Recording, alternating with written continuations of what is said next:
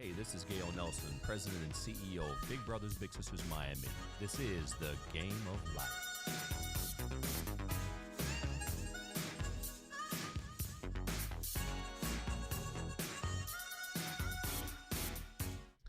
I can feel it in the air. It's Super Bowl time in the Magic City, Miami. I have two very special guests in the studio today. The first guest needs no introduction because there's only one. The perfect season. The only team in the 100th season of the National Football League to go undefeated, to have truly the perfect season.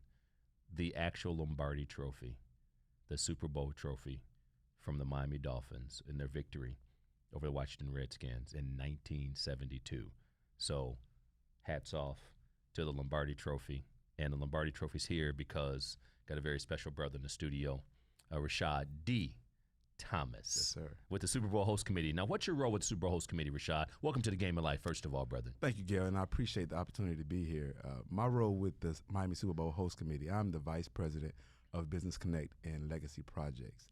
The Business Connect program is the National Football League Supply Diversity Initiative, and I work closely with local diverse chambers of commerce and certified agencies to identify local diverse suppliers that can compete and apply for different contracts with the NFL. And I also oversee legacy projects, which are the National Football League's initiatives to leave a lasting legacy in certain communities. Currently, right now, I have 5 legacy projects that I'm working on.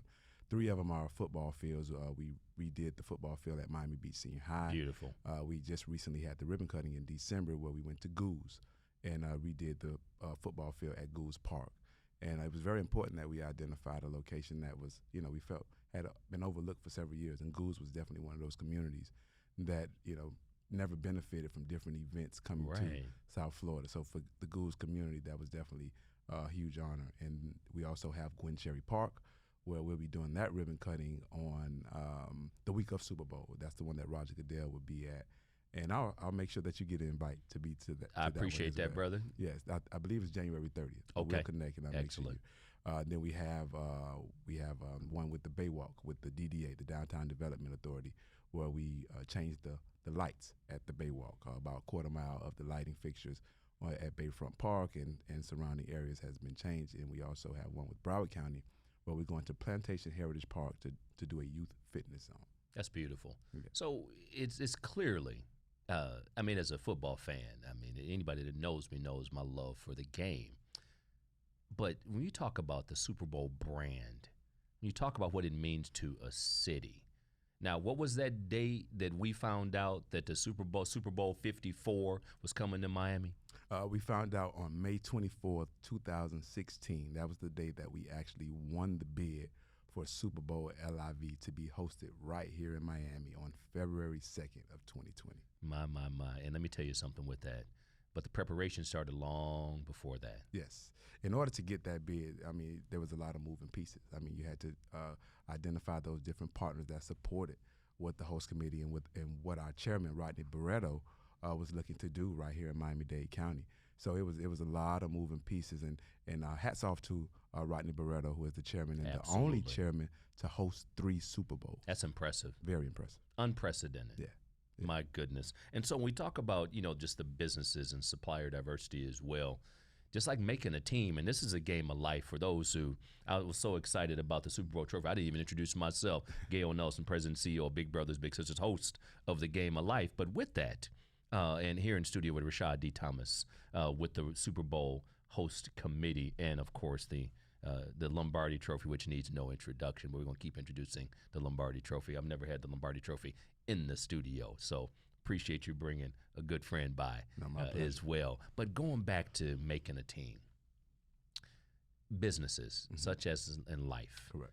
When kids and or adults, these guys go to combine and then, of course, the draft and they make it to the league as well. But you got to vet businesses. You got to come correct to be a part of this brand. No, it's very important that the businesses that we put in contact with different NFL sponsors and different NFL contractors, that they've been vetted, because we want to ensure that we have businesses that have the capacity to deliver the premier goods and services needed for the National Football League and their premier sponsors. So when we launched the Business Connect program, we understood that we were going to have a lot of different business owners that, were going to come and say, hey, I can do business with the NFL. But we wanted to ensure that they had the capacity to deliver, because everyone knows a small business owner. But can that small business owner actually deliver what's required for the NFL? Because the qualifications for the Business Connect program was that you have to be certified as either a minority, woman, LGBT, veteran, or woman-owned business, and you must be located in the Tri-County area of Miami-Dade, Broward, or Palm Beach County. The business had to be in operation for 3 years before the May 24th, 2016 date, because we wanted to make sure that we were working with businesses that understood what it takes to do business. So we also hosted what was called Pitch Day. We hosted Pitch Day, one in the town of Miami Lakes and one in West Palm Beach, in the Palm Beaches, because we wanted to ensure that these business owners and local diverse suppliers basically could showcase their goods and services. So we invited them out to these pitch days, whether it be catering, whether it be entertainment, whether it be some type of company that had general construction but had a portfolio to be able to show their work and their capacity. So we vetted all of these companies that once the Super Bowl is over, we plan to release the list of local diverse suppliers from the Tri-County area out to anyone that's interested in identifying who is a part of the program. Why? Because we want these suppliers and vendors to continue to get opportunities, not just with the Super Bowl, but way beyond. Because it's sustainable now. Yes. They get the opportunity on the biggest stage, the world stage, the Super Bowl. And so that's powerful. I'm loving the fact that, and I want people to understand that we're talking about investment. Correct. In local businesses who are legitimate, who existed prior to the announcement. And I think that's not lost on me. Right. Because if you were already doing it at whatever level, and now you, similar to kind of a little Shark Tank, that old pitch day, if you will. Yes. And so you put your best foot forward, make the team. So then after the lights are off and the Lombardi Trophy's handed to another team, you can continue to be successful in business. Correct. That's powerful. Correct. And I think a lot of these business owners are very appreciative for what the Miami Super Bowl Host Committee has done, because no other host city hosted 5 informational sessions. Is that right? We hosted 5 with the support of our chairman, Rodney Barreto, and our executive director, Ray Martinez. We were able to spread the word. We hosted 3 in Miami-Dade County, 1 in Broward County, and 1 in the Palm Beaches. And I think, with that, we had record-breaking numbers. We had more than 1,700 suppliers from this Tri-County area apply. I mean, that alone was very exciting for the host committee, as to it should know be. that everyone in the community was interested in doing business with the NFL. And what was even more exciting was those companies that understood they really wasn't at that level still wanted to find out how they could connect with other suppliers and vendors that could teach them, maybe take them under their wing to show them what it takes to be on that stage. And so there it is. Yeah. Coaching and mentoring. There you go. Goes a long ways. And with that, Big Brothers Big Sisters of Miami exists, serving all of Miami-Dade County to provide that coaching, that trusted friend, There you go. that mentor to these kids. What was your first involvement, Rashad, with Big Brothers Big Sisters? Oh, man, my first involvement with Big Brothers Big Sisters was years ago, before my oldest son now is 13. Wow. And I was involved with Big Brothers Big Sisters before I had my own child. You had a little before you had a child. Yes, sir. Yes, sir. I remember my little was actually located in he lived in Overtown. Okay. And he had a great family, was just in a tough situation, and he appreciated every time that I would come and see him, and his mother appreciated it. And it was just one of those warm feelings to know that people appreciated you just taking time to just come and check on them, or taking time to take them to the movies, or do little things with them. So that was very appreciative, and it actually had a lot to do with the father that I am right now.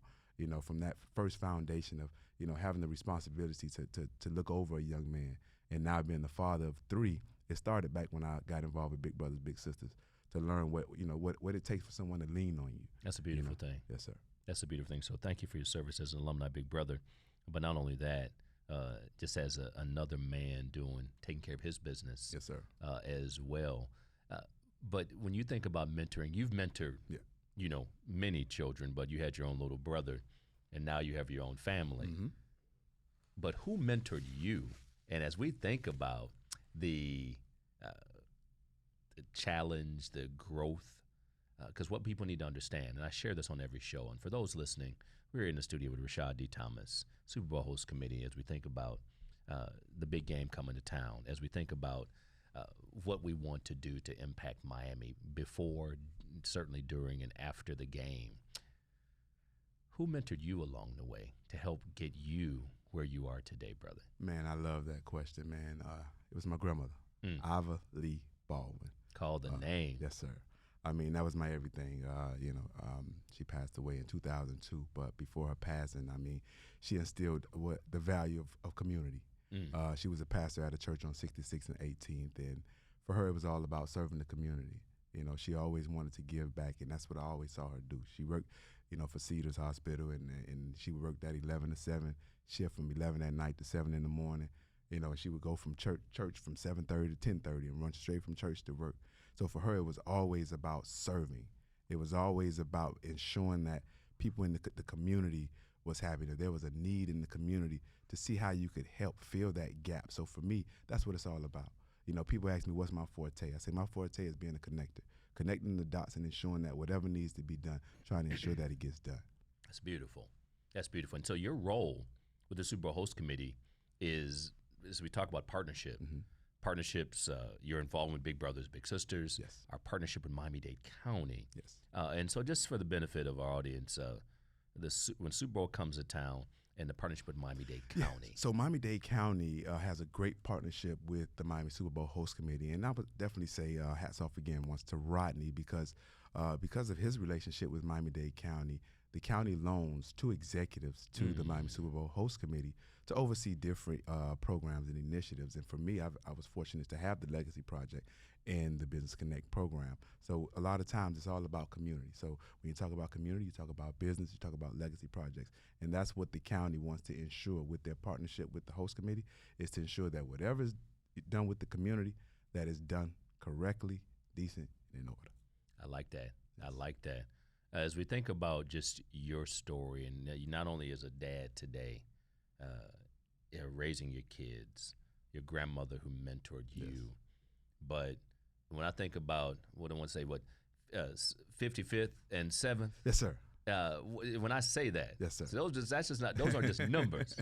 But take us back to 55th and 7th. Oh, and, man. Just your story, brother, and how you grew up. You mentioned grandmother, and certainly.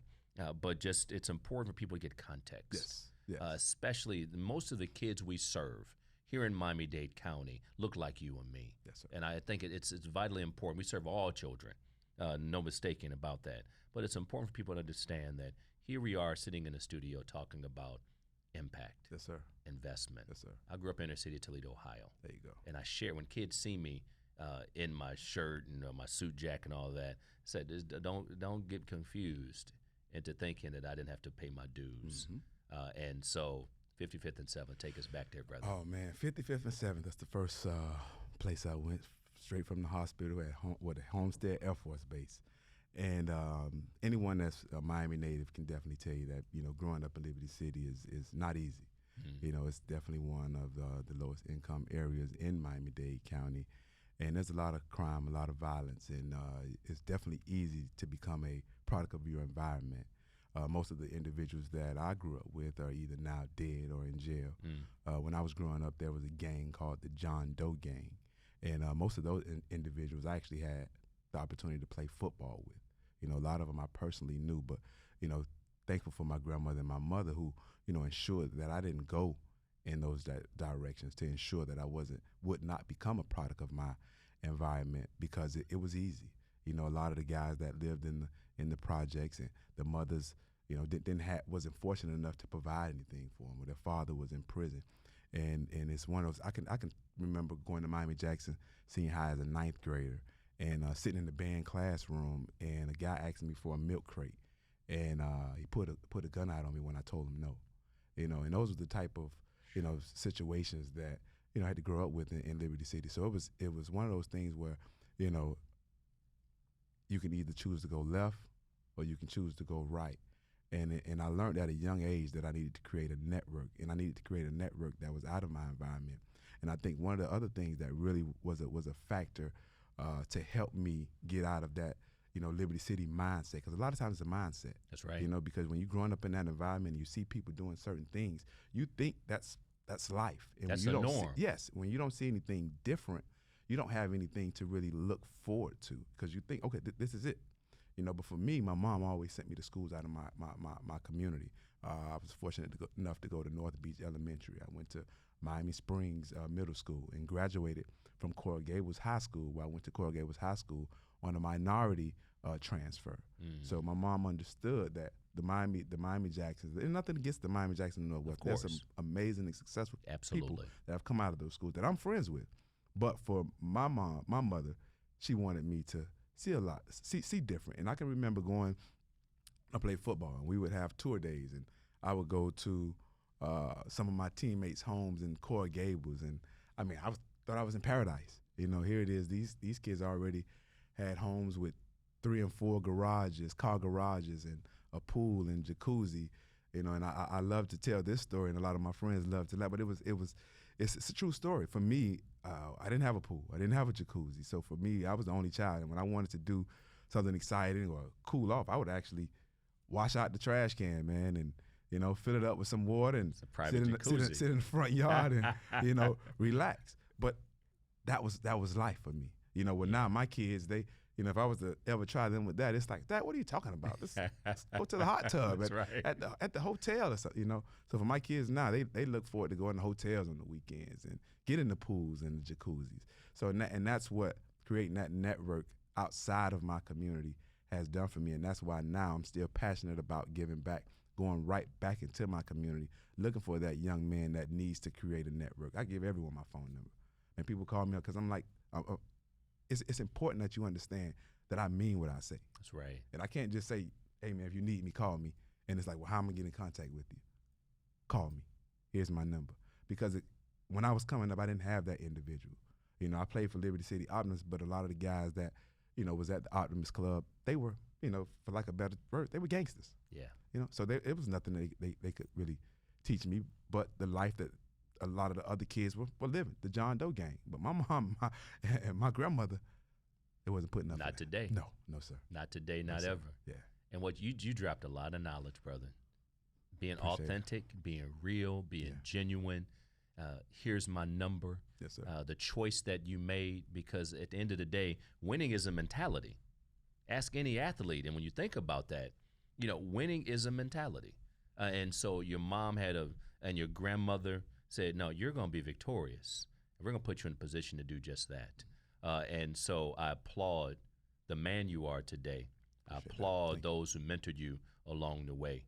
Your grandmother, your mother, and other professionals along the way as well who mentored you. And I still remember when we first met, it's been years.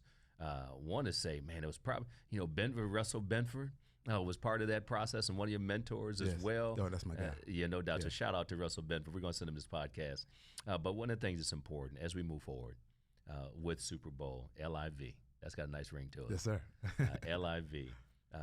Thank you for you, Rodney Barreto, and the entire team, what you all are doing. Ray Martinez as well. Don't want to miss anybody there in leadership. Right. Thank you for the investment in Miami-Dade County. Thank you for the partnership with Big Brothers Big Sisters. Thank you. And for those that are out there to listen to Rashad D. Thomas, his story, how he's overcome and how he's making a difference in our community, you can do the same thing by becoming a mentor. 305-644-0066. Help that little boy, help that little girl. Not only, you're not helping them in terms of rescuing them, delivering them, you are helping yourself. Mm-hmm. Kids don't need to be fixed. You don't need to be fixed. Mm-hmm. You just need to be put in a position to soar. Yes, sir. And here we go. Yes, sir. So I'm gonna tell you when we actually first met. You probably don't even remember this, but I'm gonna take you back and give Tomorrow's you. my birthday, so I'm gonna give you a good laugh. Oh, so man. I'm gonna make sure the listeners have something to really go. This is my show now, but go ahead, brother. So I'm gonna tell the listeners about how you've been giving back, not just with Big Brothers and Big Sisters, but I'll tell your listeners how I busted you up on the basketball court when my team beat you when we with the City of Miramar Youth Basketball League, and you were one of the coaches back in. You remember that time? That's the first time we met. Wow, yes. You are exactly right. Yes. Yes, I think one of your sons was playing on the basketball team, and I was out there coaching, and yeah. But I guess all I got to say to you, brother, why you got to say your team bust my team up? You could say we competed against one another. See, now I got to get this thing edited.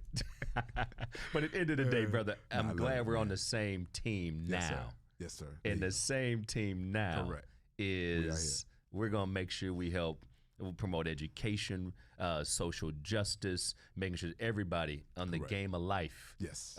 Not just a basketball court, or certainly the football field. But brother, it is an honor to work with you, to partner with Miami-Dade County, the Super Bowl Host Committee. But let's make sure LIV is one to remember. Yes, sir. Yes, sir. It definitely will be. And make sure, everyone comes out to Bayfront Park, which will be Super Bowl Live. It's a free event. It starts on January 25th and goes through the week of Super Bowl. So if you cannot make it to the game, that's as closest to the game as you can get. It's a free event for the community. Please come out, have fun, and live it Miami. I love it. I love it. Rashad, thank you again. Thank LIV, you, the two teams will play in the game. Yes, but sir. in the game of life, everybody makes the team. But how you play is up to you. Lombardi Trophy, good seeing you again. Perfect season. Shout out to the Miami Dolphins. Shout out to the NFL and all that are seeking to help our kids succeed in the game of life. Rashad, peace, brother. Peace. Thank you.